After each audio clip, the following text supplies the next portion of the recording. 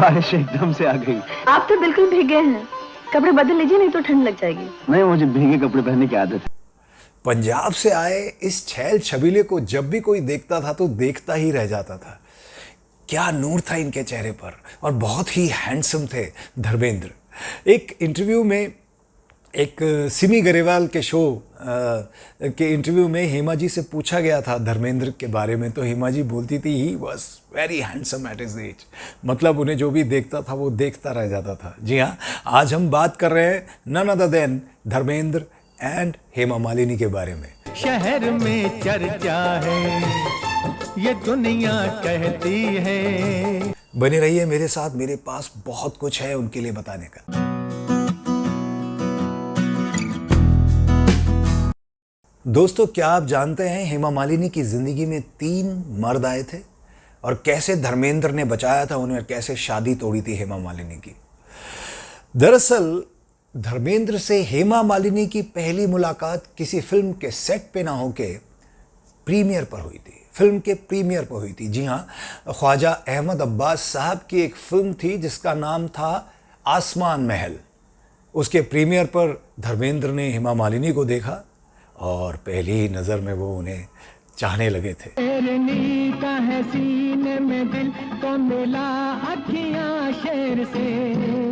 लेकिन हेमा मालिनी का ध्यान उस वक्त कुछ और था, क्योंकि धर्मेंद्र ऑलरेडी बहुत बड़े स्टार थे और हेमा मालिनी जूझ रही थी अपने करियर को लेकर। वो चाहती थी कि उनके करियर की एक बड़ी हिट फिल्म किसी तरह से उन्हें मिल जाए ताकि वो इस इंडस्ट्री में अपना सिक्का, अपना पैर जमा सकें। क्योंकि उनकी एक फिल्म ऑलरेडी फ्लॉप हो चुकी थी जिसका नाम था सपनों का सौदागर।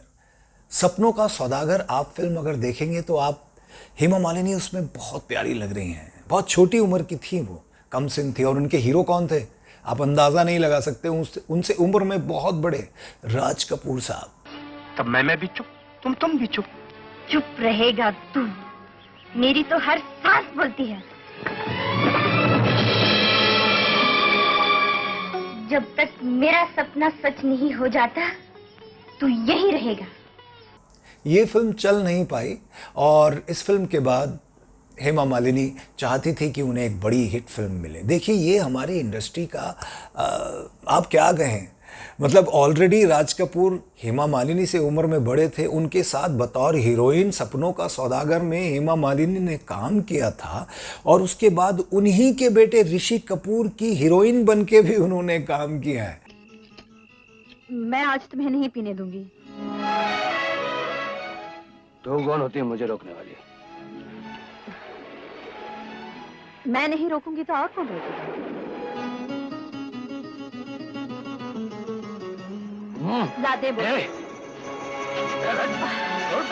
उस वक्त तो हेमा मालिनी ने धर्मेंद्र की तरफ उतना ध्यान नहीं दिया क्योंकि उनका ध्यान अपने करियर पे था। एक ऐसा वक्त आया कि जब 1969 के टाइम पर हेमा मालिनी को संजीव कुमार साहब के साथ एक फिल्म ऑफर हुई। वो फिल्म जिसका नाम था धूप छांव, और संजीव कुमार साहब के साथ फिल्म मिलने का मतलब था कि आप वाकई बहुत किस्मत वाले हैं, क्योंकि संजीव कुमार साहब की कुछ ऐसी फिल्में हैं जो आज हमारी इंडस्ट्री के लिए मिसाल हैं। फिलहाल संजीव कुमार साहब के साथ जब हेमा मालिनी ने ये फिल्म साइन की तो उस फिल्म की शूटिंग के दौरान हेमा मालिनी और संजीव कुमार साहब कुछ नज़दीक आए, उनकी दोस्ती बनी और संजीव कुमार साहब तो हेमा मालिनी को दिल ही दे बैठे। कोई लड़की मुझे कल रात सपने में मिली, बड़ी प्यारी सी सूरत थी।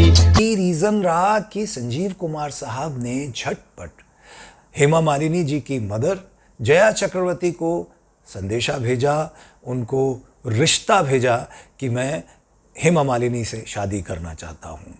लेकिन हुआ ये कि जया चक्रवर्ती इस रिश्ते से नाराज़ हो गई। उनको ये रिश्ता कबूल नहीं था। वो नहीं चाहती थी कि संजीव कुमार और हेमा मालिनी की शादी हो, जबकि संजीव कुमार इतने बड़े स्टार थे उसके बावजूद भी, क्योंकि जया चक्रवर्ती जी का सोचना ये था कि वो अपनी बेटी की शादी सिर्फ और सिर्फ अपनी बिरादरी में करेंगी, अपने पसंद के लड़के से करेंगी।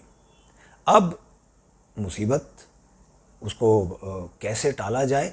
जया जी सोचने लगी कि देखिए फिल्म की शूटिंग चल रही है, इनका रोज़ मिलना तो मैं रोक नहीं पाऊंगी। अब कई बार किस्मत भी अपने निराले अजूबे खेल दिखाती है, और हुआ ये कि थोड़े ही दिन के बाद धूप छाँव फिल्म की शूटिंग रोकनी पड़ी।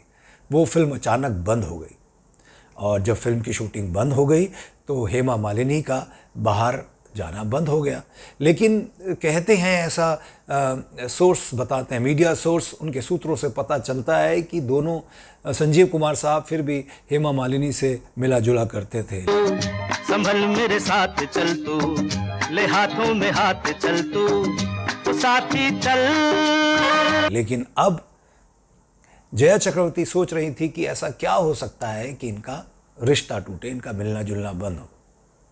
फिर से किस्मत ने अपना खेल खेला, और 1969 और 70 के ज़माने में, ये फिल्म 1970 में भप्पी सोनी साहब ने रिलीज़ की थी। फिल्म का नाम था तुम हंसी मैं जवां। तुम हंसी मैं जवां, तुम हंसी मैं जवां, आपको पहले भी कहीं देखा है। जिसमें धर्मेंद्र और हेमा मालिनी जी को ये बड़ी बड़ी आंखें, ये रसीले होंठ, ये गोरा गोरा रंग, जिसमें कि समंदर की लहरें, यहाँ उठती हुई, यहाँ गिरती हुई, यहाँ उठती हुई, यहाँ गिरती हुई। जी चाहता है बस देखता ही रहूं। ऐसी हसीना को तो काफिर छोड़ सकता है। देखिए, दोनों ने फिल्म की शूटिंग स्टार्ट की। फिल्म का प्लॉट बहुत अच्छा था। मैं आपसे रिक्वेस्ट करूंगा, अगर मौका मिले तो आप ये फिल्म ज़रूर देखिएगा। इस फिल्म में रोमांस भी था, इमोशनल कनेक्ट था। धर्म बाजी इस फिल्म के अंदर बहुत हैंडसम लगे हैं। अगर आप उन्हें देखेंगे, वो शिप पे नेवी ऑफिसर दिखाएं। इसमें राजेंद्र नाथ भी थे, इसमें हेमा जी थी, प्राण साहब थे जो बहुत बड़े एक्टर रहे हैं। की अम्मा ये तो बता दे, बेटे के अब्बा का नाम क्या है। देखिएगा, फिलहाल जब इस फिल्म की शूटिंग चल रही थी तुम हंसी मैं जवां, तो हमारे ही मैन को दिल दे बैठी हेमा जी। इन दोनों का रोमांस चर्चा में रहा। दिल अच्छा है, अच्छी है सूरत, ममता की हो तुम कोई मूरत। खबरें ऐसी छुपती तो है नहीं, इश्क और मुश्क कहाँ छुपता है। तो ये खबर जब जया चक्रवर्ती जी के पास पहुंची तो ये खबर सुनकर वो खुश हो गई। देखिए, ऐसा भी होता है, जबकि धर्मेंद्र उनकी ज़ात बिरादरी वाले नहीं थे। धर्मेंद्र थे पंजाब के जट, और जया चक्रवर्ती जी ने ये सोचा कि ये अच्छा इसलिए हुआ कि इसी बहाने संजीव कुमार से हेमा मालिनी का मिलना जुलना बंद हो जाएगा, और धर्मेंद्र की नज़दीकियाँ उसे पुराना रिश्ता भुला देंगी। और धर्मेंद्र ऑलरेडी 2 बच्चों के बाप हैं, शादीशुदा हैं। इस रिश्ते का कोई फ्यूचर नहीं है, इसका कोई अंजाम नहीं हो सकता, तो हम तो सेफ हैं। जाने क्या पिलाया तूने, बड़ा मजा आया। आजा कुछ कह जा, कुछ सुन जा, आजा आजा कुछ कह जा, कुछ सुन जा। लेकिन क्या साहब, देखिए ये इश्क नहीं आसान, बस इतना समझ लीजिए एक आग का दरिया है और डूब के जाना है। हुआ ये कि धर्मेंद्र के साथ हेमा जी की नज़दीकियाँ इतनी बड़ी कि हेमा जी धर्मेंद्र के साथ घर बसाने का फैसला कर चुकी थी। उन्होंने ठान लिया था कि कुछ भी हो जाए, मैं अगर शादी करूँगी तो इन्हीं के साथ करूँगी, चाहे ये शादीशुदा हैं या कैसी भी सिचुएशन है। अब फिर से जया जी के लिए प्रॉब्लम खड़ी हो गई कि अब क्या किया जाए। अब वो सोचने लगी, और फिर से तकदीर ने करवट बदली, और फिर से एक नए इंसान की एंट्री इस फिल्म में हुई, जिनका नाम था जितेंद्र। जितेंद्र उस ज़माने के हार्ट थ्रोप थे, बहुत हैंडसम थे और स्टार थे, बहुत बड़ी बड़ी फिल्में कर रहे थे ऑलरेडी, और उनको जंपिंग जैक जितेंद्र भी कहा जाता था।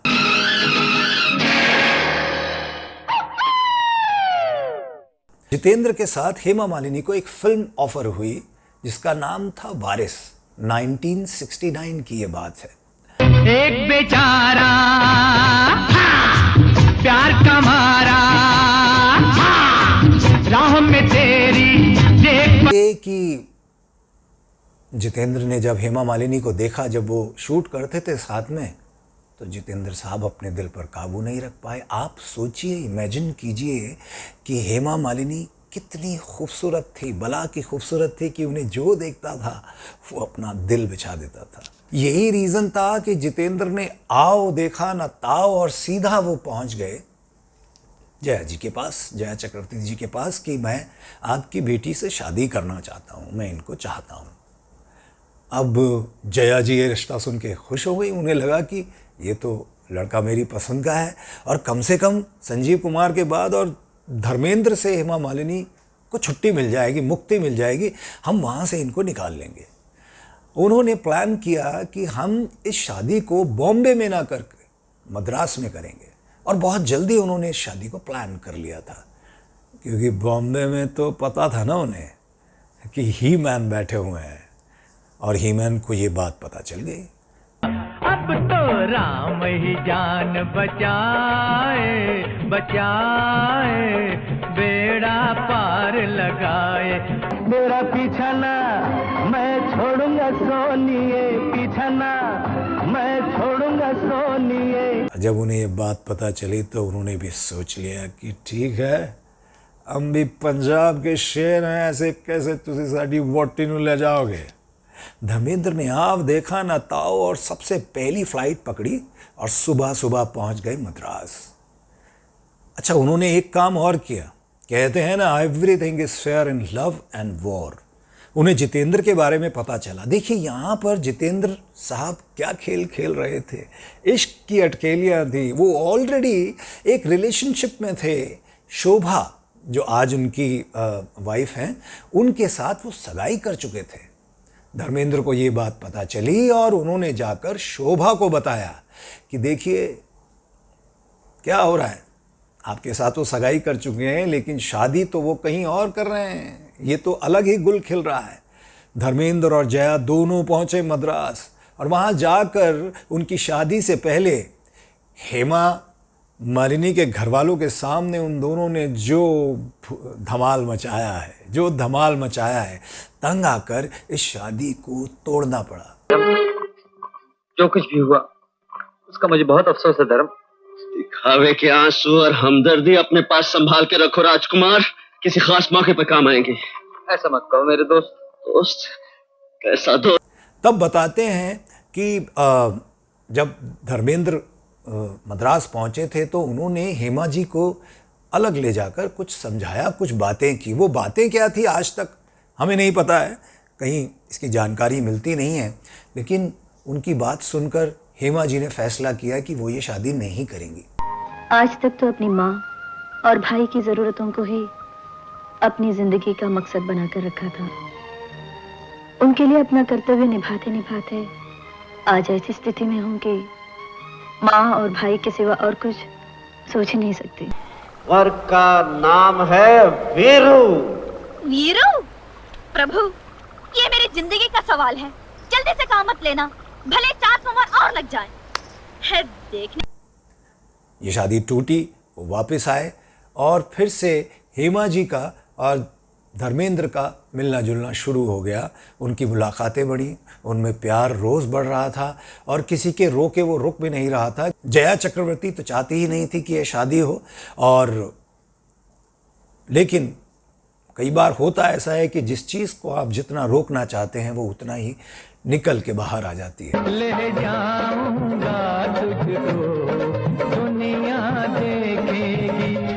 वो लोग तिजारत करते हैं, हम तुमसे सुन साहिबा साथ यकीन के रख प्यार की। ये बेअदबी, ये गुस्ताखी सब आपकी है मंजूर हमें। के साथ घर बसाने का फैसला कर चुकी थी और वो उस बात पर अटल थी, अडिग थी कि कुछ भी हो जाए, मैं अगर शादी करूंगी तो धर्मेंद्र के साथ ही करूंगी। और आगे चलकर उन दोनों ने वैसा ही किया, उन्होंने अपना घर बसाया। दिल में बंद कर लूं, दरिया में फेंक दूं चाबी। अगर आप उनकी फिल्में देखेंगे तो आप उनकी परफॉर्मेंस और उनकी केमिस्ट्री को देखकर समझ जाएंगे कि रियल लाइफ और रियल लाइफ दोनों में लगता ही नहीं है कि वो रियल लाइफ नहीं है, वो रियल लाइफ नहीं है। सब पे रोब झाड़ती फिरती हो कि तुम्हें अंग्रेजी आती है? इसमें रोब जानने की कौन सी बात है? मुझे सचमुच इंग्लिश आती है। मेरे बापू ने मुझे सिखाया। अब गोली चला दो।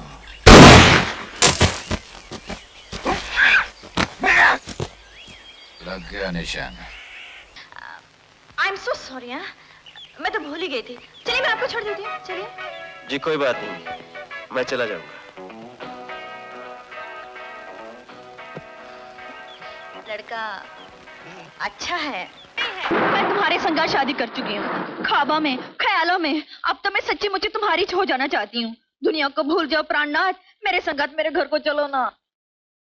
फूलवती, मैं तुम्हारे घर आऊंगा, जरूर आऊंगा, लेकिन दुनिया वालों के सामने। वो उनकी रियल लाइफ और रियल लाइफ एक जैसी लगती है। अगर आप उनकी राजा जानी देखें, बहुत ही कमाल की फिल्म थी। इसमें गाने भी बहुत अच्छे थे और हेमा जी बहुत खूबसूरत लग रही हैं। धर्म पाजी का तो जवाब ही नहीं है।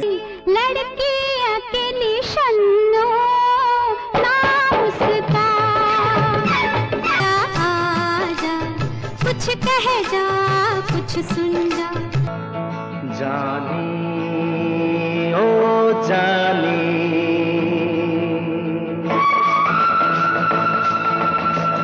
इसमें गाना था ABCD छोड़ो, नैनों से नैना जोड़ो, आई रात सुहानी राजा जानी। आई शाम सुहानी राजा जानी, राजा जानी। एक और फिल्म थी ड्रीम गर्ल, जिसमें किशोर कुमार साहब ने गाना गाया था, किसी शायर की गज़ल ड्रीम गर्ल। वो हेमा मालिनी जी पे फिट बैठता है। हेमा मालिनी जी को हम ड्रीम गर्ल कहते हैं, हमारी इंडस्ट्री उन्हें ड्रीम गर्ल कहती है। वो किसी शायर की गजल ड्रीम गर्ल, किसी झील का कंवल ड्रीम गर्ल की ड्रीम गर्ल हैं। उसके बाद उनकी एक बगावत फिल्म आई थी जिसमें पानी के पास एक गाना है, जिसमें जो हेमा मालिनी हैं वो स्विमिंग कर रही हैं और वहाँ कॉर्नर पे, वो हिस्टोरिकल फिल्म थी, वहाँ पर धर्मेंद्र जो है, नागन सा रूप है तेरा, आए हाय ये नागन डस लेगी। नागन सा रूप है तेरा, मैं बन के प्रेम सपेरा। आप ये गाना देखिएगा, इसमें धर्मेंद्र बहुत क्यूट लग रहे हैं। उनकी और भी फिल्में थी, सीता और गीता कैसे भूल सकते हैं, उसमें तो डबल रोल था हेमा जी का। हेमा जी हमारी भतीजी सीता कहाँ है? हाँ इंस्पेक्टर साहब जल्दी बताइए कहाँ है? हाय क्या कह रहे हैं आप? खुद ही देख लीजिए। नीचे आ जाओ बेटी, ऊपर आ जाओ मोटी। ने बहुत कमाल का काम किया था। इसमें संजीव कुमार साहब भी थे, इसमें धर्मेंद्र भी थे, इसमें हेमा जी का डबल रोल था। खिलाड़ी है कोई, अनाड़ी है कोई। और भी बहुत सारी फिल्में हैं। तो पूछो कि तांगा किस गांव का है? पूछो पूछो। किस गांव का है जी? रामगढ़ का है। कोई हसीना जब रूठ जाती है तो और भी हसीन हो जाती है। प्रतिज्ञा है, मैं जट यमला पगला दीवाना, इतनी सी बात ना जाना कि वो मैनू प्यार कर दी है। अच्छा, प्रतिज्ञा फिल्म आज भी माइलस्टोन मानी जाती है। मेरा ऐसा मानना है कि आज की डेट में अगर प्रतिज्ञा फिल्म बनेगी तो आज भी वो सुपर डुपर हिट होगी। मैं आपको एक बात और बताना चाहता हूँ, धर्मेंद्र साहब इतने हैंडसम थे कि एक अवार्ड सेरेमनी में दिलीप साहब ने उनके लिए कहा था, मैं दिलीप साहब की ही तरह आपको बोल के बताऊंगा कि उन्होंने क्या कहा था। वही, जब जब मैं इस चमकते चेहरे को देखता हूं तो मुझे रश्क होता है। अल्लाह ने क्या नूर दिया है इन्हें। बने रहिए मेरे साथ, सब्सक्राइब कीजिए मेरे इस चैनल को। पसंद करते हैं आप तो मुझे फिर से मौका दीजिए ताकि मैं आऊँ और भी कुछ मनमोहक मज़ेदार किस्सों के साथ। तब तक के लिए दीजिए अफजल खान को इजाज़त। मैं फिर मिलूँगा आपसे। Take care, bye bye, Ram Ram, Sat Sri अकाल।